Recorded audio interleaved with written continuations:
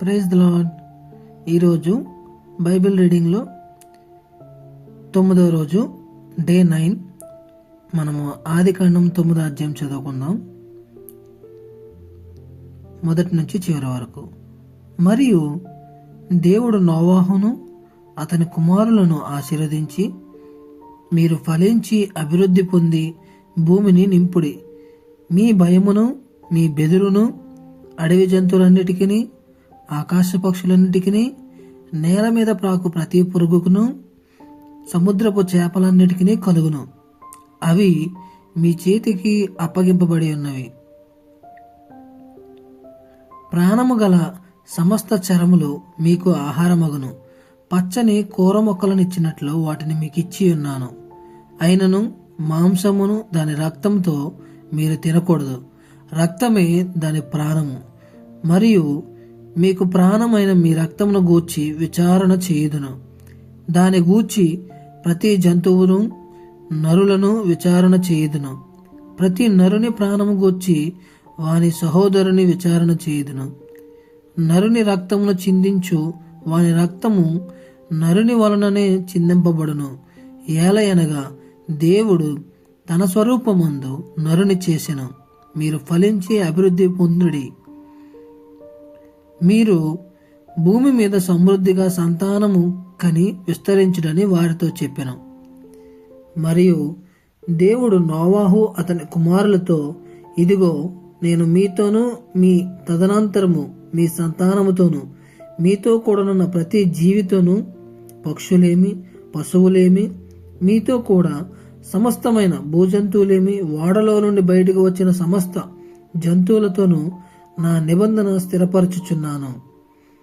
నేను మీతో నా నిబంధన స్థిరపరచుదును. సమస్త శరీరులు ప్రవాహ జలముల వలన ఇకను లయపరచబడరు. భూమిని నాశనము చేయుటకు ఇకను జల ప్రవాహము కలుగుదని పలికెను. మరియు దేవుడు నాకును మీకును మీతో కూడున్న సమస్త జీవరాశులకును మధ్య నేను తరతరములకు ఏర్పరచుచున్న నిబంధనకు గుర్తు ఇదే. మేఘములో నా ధనస్సును ఉంచి తిని, అది నాకును భూమికిని మధ్య నిబంధనకు గుర్తుగా నుండును. భూమిపైకి నేను మేఘమును రప్పించినప్పుడు ఆ ధనస్సు మేఘములో కనబడును. అప్పుడు నాకును మీకును సమస్త జీవరాశులకును మధ్యనున్న నా నిబంధనను జ్ఞాపకం చేసుకుందును. గనుక సమస్త శరీరులను నాశనము చేయుటకు అలాగూ ప్రవాహము నీళ్లుగా రావు. ఆ ధనస్సు మేఘంలో నుండును. నేను దాన్ని చూచి దేవునికిని భూమి మీదనున్న సమస్త శరీరులలో ప్రాణము గల ప్రతి దానికి మధ్యనున్న నిత్య నిబంధనను జ్ఞాపకం చేసుకొందునను.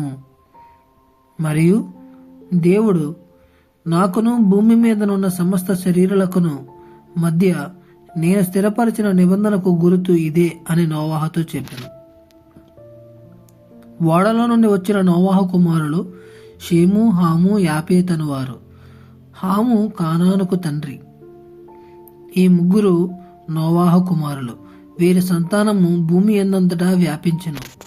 నోవాహు వ్యవసాయము చేయనారంభించి ద్రాక్ష తోట వేసెను. పిమ్మట ద్రాక్షారసము త్రాగి మత్తుడై తన గుడారములో వస్త్రహీనుడిగా నుండెను.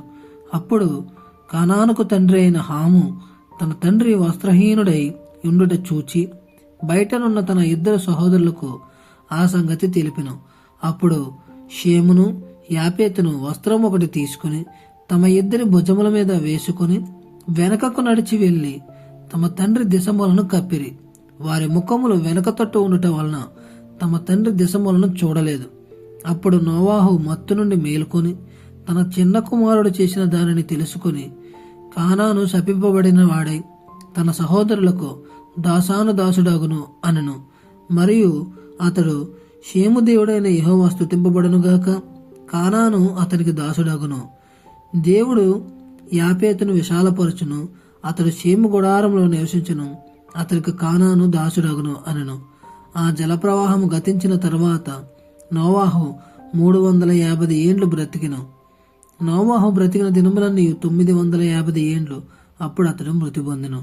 దేవుడి వాక్యమును దీవించునుగాక. ఆమేన్.